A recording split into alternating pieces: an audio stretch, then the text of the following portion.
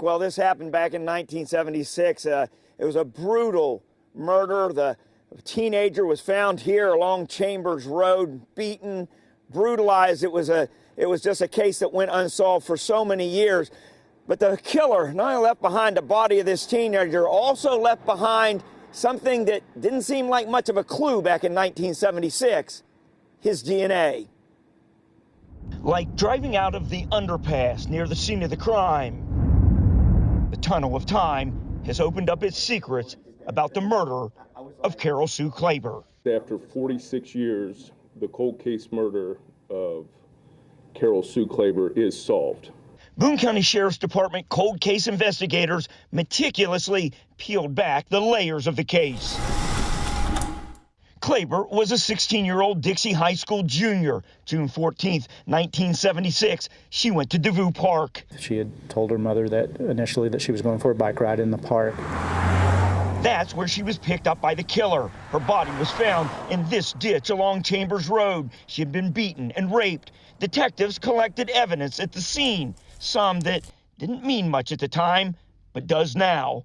DNA. Because we knew that there was DNA on the victim. After decades of dead ends, January 2023, an organization called Season of Justice did a genealogy track, found relatives of the killer, and now he's identified as Thomas Dunaway, 19 years old at the time. His crime in the past collided with the technology of the future. It's rewarding. It means a lot to me.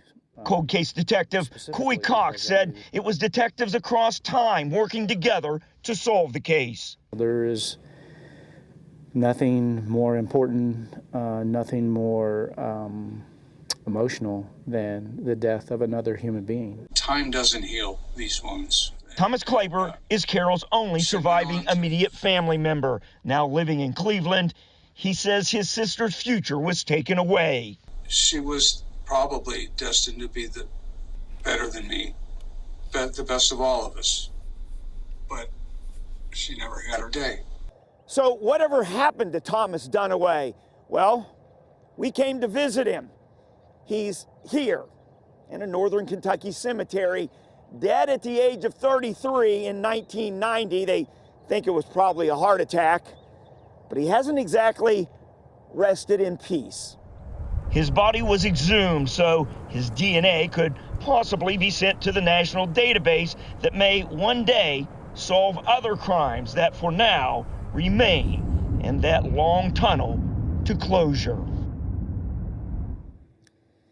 Yeah, now here's a timeline of how this all happened. Klaber was murdered in June of 1976. Dunaway goes into the service just a couple of days later. Then he goes AWOL in December of that same year, just 6 months later.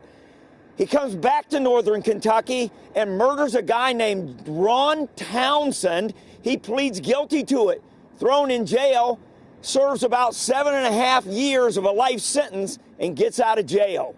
Reporting live, Brian Hemrick, WLWT News.